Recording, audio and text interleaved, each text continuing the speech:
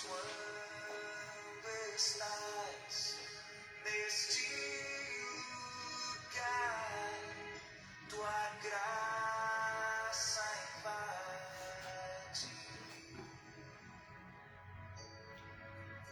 acende a chama, ó Pai, que uma vez brilhou. Vem, Pai, brilhar, resplandecer o meu primeiro amor. Senhor, formoso és, tua face eu quero ver, pois quando estás neste lugar, tua graça invade-me,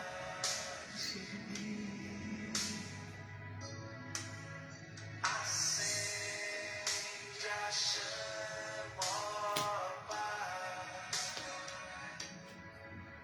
que uma vez brilhou. Vem, Pai, brilhar, resplandecer o meu primeiro amor. Boa noite, amados, paz e graça. Mais uma vez chegou a nossa terça-feira tão especial. Terça-feira onde nós paramos nesse momento para estar louvando a Deus, agradecendo a Ele pelo privilégio que Ele nos concede de vivermos uma vida integralmente com Ele. Para nós é um motivo de gratidão a Deus poder estar entrando na tua casa nessa noite tão especial, uma noite onde nós celebramos mais uma vitória no Senhor. Vitória por quê? Porque temos vida. E isso é um momento de gratidão.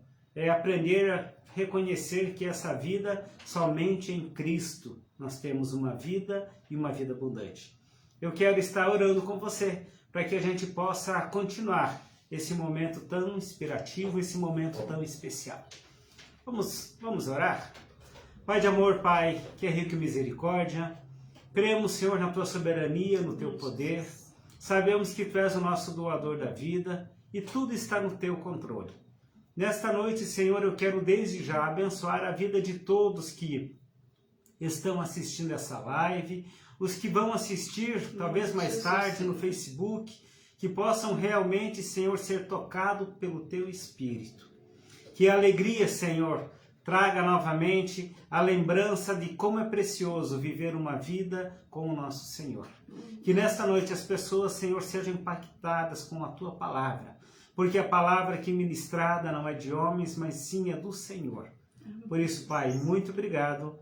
É o desejo do meu coração, em nome de Jesus. Amém. Amém. Graça e paz. Boa noite a todos. Toda terça-feira, quando nós pensamos assim, no que falar, sobre o que vamos ministrar, sobre o que vamos meditar, né? Primeiro Deus precisa falar aos nossos corações e precisamos meditar nela primeiramente nós. E a palavra hoje que nós queremos meditar, antes eu vou pedir para você, Mar, mandar um abraço para a Laura. A Laura está assistindo e está esperando o abraço da live. Manda abraço para ela. A nossa netinha, a Laurinha, né? Vai lá, ó, um abraço da live do vovô, tá? O vovô te ama. Sarinha, o vovô te ama. Elas ficam esperando o abraço da live. Então, hoje vamos meditar em João 8:32. João 8:32 é um versículo bem conhecido e fala assim: e conhecerão a verdade, e a verdade vos libertará. Essa é uma das passagens bíblicas assim que mais fala aos nossos corações, porque entendemos que Cristo é verdade e Ele é o nosso libertador. Lá em João 14:6, Jesus diz que Ele é a verdade, o caminho e a vida. E que ninguém vai ao Pai a não ser por Ele. Por que escolhemos esse versículo para falar hoje? Porque vamos falar em liberdade, porque vamos falar em verdade, uma verdade que liberta. Porque esse é Jesus. É somente nele que realmente há essa liberdade. Jesus, ele assumiu a humanidade de homens até o fim. Cristo é o Verbo que se fez carne, habitou entre nós, cresceu em estatura e graça, revelou-nos o Pai e por amor a nós se deu para a morte de cruz. Quando sabemos disso, recebemos a graça da libertação, pois ele já nos foi dada. Em muitos momentos, destemidamente, Jesus assume diante de muitos que ele era o Filho de Deus. E em nenhum momento escondeu essa verdade, pois ele sabia que podia libertar este povo. E por que escolhemos falar sobre esse libertador hoje? Por que escolhemos esse versículo? Porque estamos vivendo num momento muito triste. Os nossos corações precisam estar chorando, nossas bocas precisam estar clamando pelo povo do Afeganistão. Um povo que está sofrendo muito. Já não basta o que nós estamos sofrendo com a pandemia.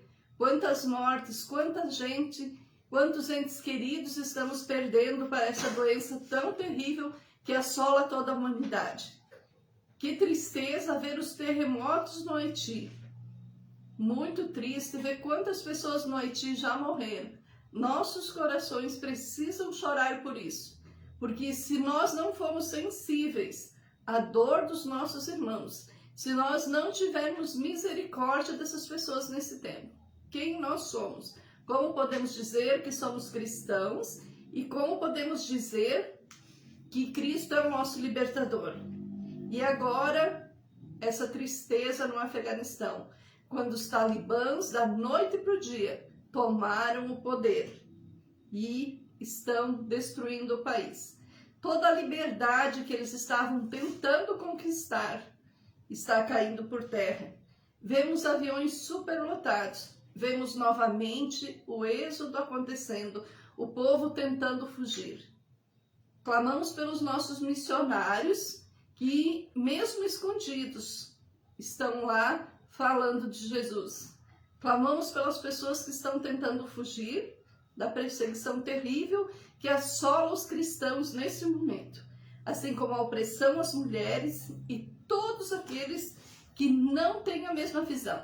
Essa visão é da lei Sharia, que é a lei que rege o Estado do Talibã. Eu vou falar um pouquinho, explicar um pouquinho para você o que significa essa lei, para que a gente possa entender um pouco mais, né? De acordo com essas diferentes interpretações, ela pode ser vista como a lei dos muçulmanos ou a lei islâmica. O que isso traz para o nosso entendimento? A gente pode entender que tanto na área da justiça civil como criminal, ela é o que regulariza a conduta do povo no Estado Islâmico. Por isso que ela é a lei maior. É como a nossa Constituição brasileira. A lei maior é a nossa Constituição brasileira. E essa lei, para eles, né, para o povo islâmico, é a lei maior. E o Talibã, ele tenta impor com toda a força. O Talibã, ele é um movimento religioso que ele tenta interferir no governo da Palestina, né, no governo lá do Estado Islã. E isso acontece por quê? Porque eles querem derrubar aquele governo. E como que aconteceu esse momento de romper? Foi por quê? Porque enquanto os Estados Unidos estava com as forças lá na ONU, trabalhando em defesa, estava tudo bem. A partir do momento que os Estados Unidos retirou as suas tropas, aí esse povo veio com toda a força. Quando a gente começa a pensar nisso, quando nós muitas vezes tiramos Deus do centro da nossa vida, acabamos falhando. Acabamos dando oportunidade para os invasores está entrando na nossa vida e atrapalhando. Mas pensando um pouquinho nessa lei, na Constituição do Afeganistão, ela se baseia na lei islâmica, né? Mas a sua interpretação ela depende muito dos costumes locais, das tradições, das tribos, e isso faz com que eles percam muitas vezes a sua identidade. Essa lei foi, ou esse Talibã, né, que tomou o poder agora, ele foi formado lá em 1994. E ele foi formado por um ex-combatente da resistência afegã, conhecido mais popularmente como Mujahideen. Não sei se falei direito, mas é isso. Tá? E ele era um militante islâmico sunita, que ele lutava contra as forças invasoras soviéticas na década de 1980. E eles pretendiam impor a sua lei islâmica e remover qualquer influência estrangeira no país. Por isso que os talibãs aplicaram uma brutal interpretação a essa lei chamada Sharia, né? Durante essa etapa de 1996 até 2001, onde eles tiveram a oportunidade de governar. Então, assim, essas leis, elas punem severamente todo tipo de pecado que eles acham que é pecado, como adultério, estupro, homossexualidade, roubo, assassinato, né? E os militantes, eles controlam o território Afeganistão em qualquer outro momento depois de 2001. E eles voltaram a impor isso, essa lei Sharia, hoje.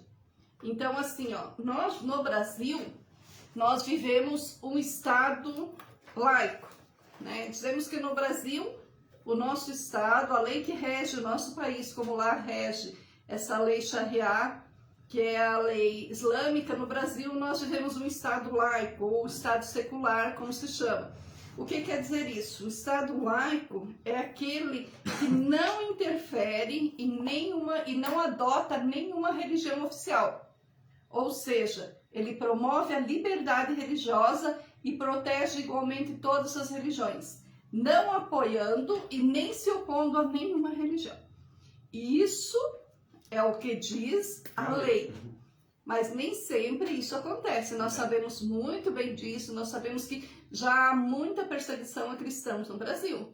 Então nós precisamos aproveitar que temos essa liberdade religiosa por enquanto no nosso país. Queridos, é muito triste o que está acontecendo lá. Nós, batistas, temos missionários no Afeganistão, temos missionários na China, temos missionários em vários países onde eles têm que estar escondidos.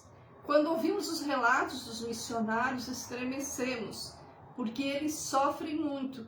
E nós aqui que temos toda essa liberdade, muitas vezes não aproveitamos isso. Quantas vezes deixamos de ir à igreja? Quantas vezes deixamos de louvar ao Senhor? Para vocês terem uma ideia, os talibãs foram quem apoiaram Bin Laden. Quem apoiaram Osama Bin Laden. É esse o tipo de regime que está tendo lá no Afeganistão nesse momento. Essas pessoas, onde as mulheres com 15 anos, elas já são tomadas e entregues aos soldados para prostituição. E lá você não pode dizer sim nem não. Lá você não vai ter quem recorrer. Lá você não tem um policial para você chamar. Lá está assim nesse momento. Portanto, precisamos clamar e orar por esse país.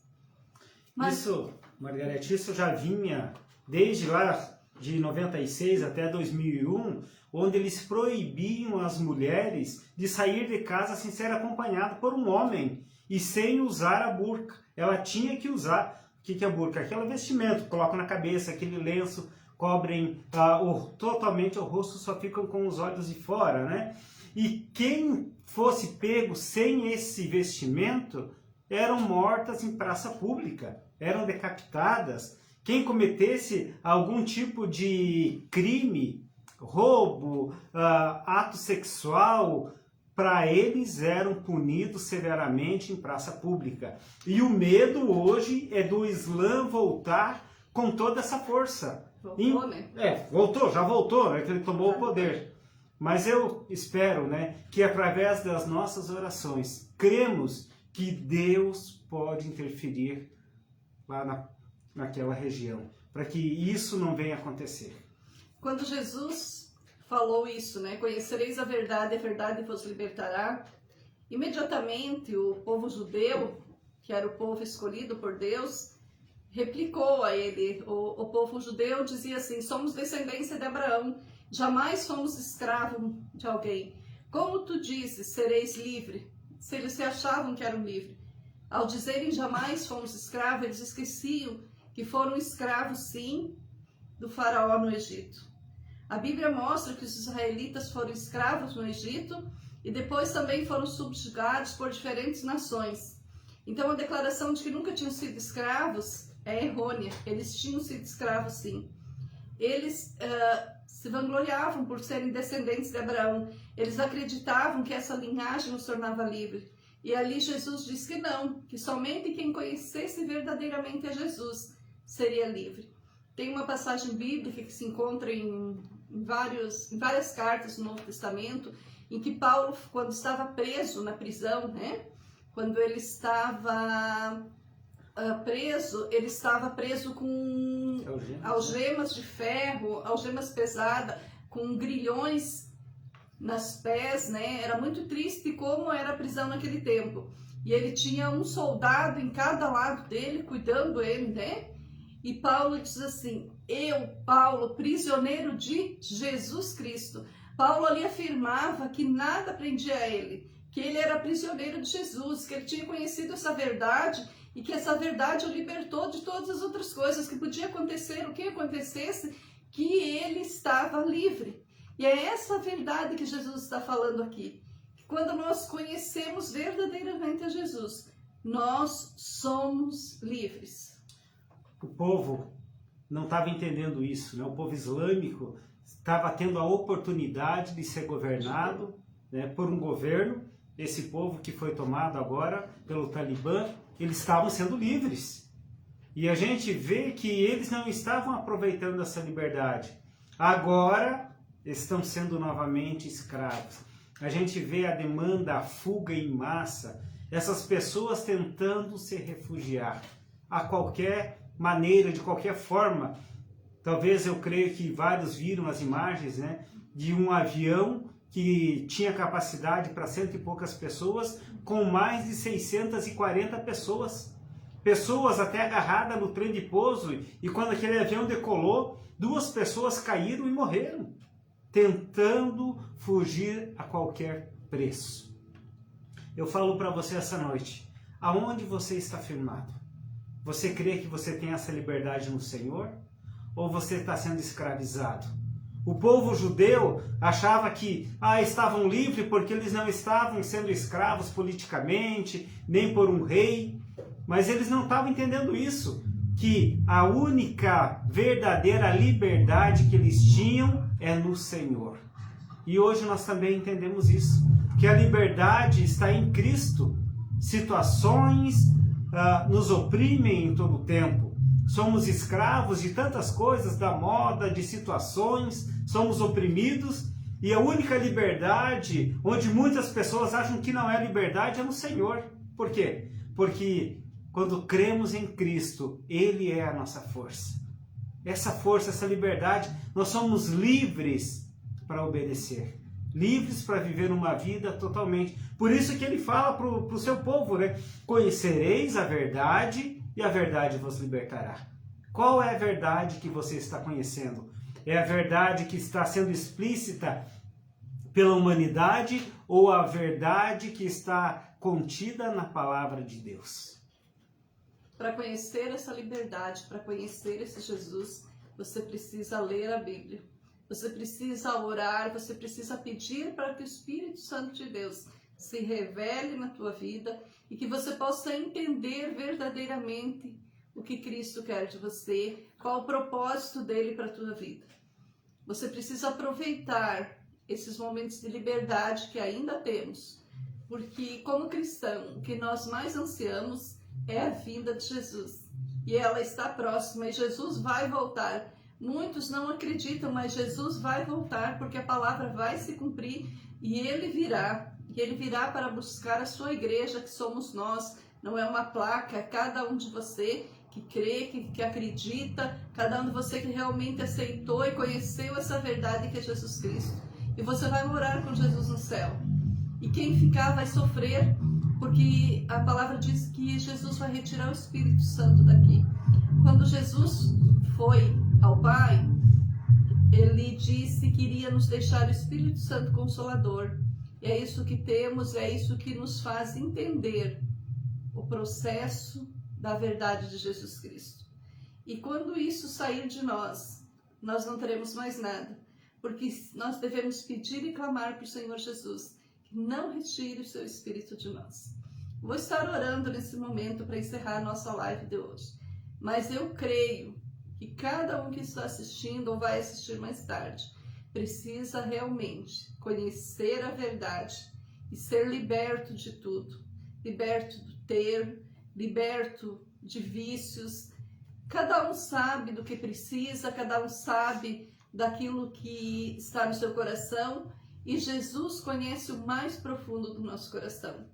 Aquilo que você não conversa com ninguém, muitas vezes, aquilo que você não quer contar, aquilo que te prejudica, que te faz mal, peça para que o Espírito Santo tire da tua vida. Mas nesse momento vamos clamar pelo Afeganistão e pedir para que não sejamos indiferentes, para que esse evangelho lindo de Jesus, um evangelho de cruz que nos liberta, que levou sobre nós nossas dores, nossas doenças e tudo que há de mal em nós, possa entrar no coração de cada um. Vamos orar. Querido Deus, neste momento, Senhor, quando paramos o que estamos fazendo, Senhor Deus, e chegamos mais a Ti, sabemos que Tu estás conosco em todo o tempo, Pai, que os Teus olhos são sobre o Teu povo, mas às vezes precisamos parar para ouvir realmente a Tua voz. Deus querido, nós queremos clamar neste momento pelo Afeganistão. Deus amado, que não sejamos insensíveis, que sejamos sensibilizados, que sejamos misericordiosos, que possamos chorar por aquele povo, clamar, que possamos levantar nas madrugadas e clamar a Ti, Jesus. A Tua palavra diz que quando clamamos em Teu nome, Tu nos ouviria e que Tu faria maravilha, Senhor Deus. E nós pedimos pela liberdade daquele povo, Senhor amado. Ó Deus, usa os missionários, Senhor Deus. Usa aquelas pessoas que deixaram aqui no Brasil, Pai, a sua família. Estão aflitas, sem notícias, Senhor amado. Que Tu possa proteger a eles, Deus. Ó Pai querido, nós choramos por isso. Nós queremos, Deus, dizer que Tu és o nosso Deus. E somente em Ti, Senhor, há liberdade. Que somos livres, porque um dia Tu nos resgataste, Senhor. Então, ó Deus, liberta cada pessoa que está ouvindo nessa noite. Cura, Senhor Deus. Se é cura física, espiritual, emocional, eu não sei, mas Tu conheces o coração de cada um, Deus. Usa-nos para poder propagar, Deus, a Tua palavra. Que possamos a cada dia, Senhor, levar o Teu evangelho a mais e mais pessoas. E que quando Tu voltares, Deus, Tu nos ache e acha cada um de nós, Deus, prontos para morar contigo, Senhor. Nos abençoa, Senhor Deus, em nome de Jesus. Amém. Amém, amados. Que você possa estar vivendo esse momento, clamando a Deus realmente, não só pelos afegãos, mas também por você, pela tua vida, pela tua família. Continue clamando e pedindo para que Deus faça a diferença. Lembrando, próxima quinta, às 20 horas, nós temos o nosso tempo de estudo bíblico. Você é nosso convidado. E no domingo, às 9h30 da manhã, nós temos o nosso culto, o culto da família. Que Deus abençoe você e a tua casa. É o desejo do meu coração, em nome de Jesus.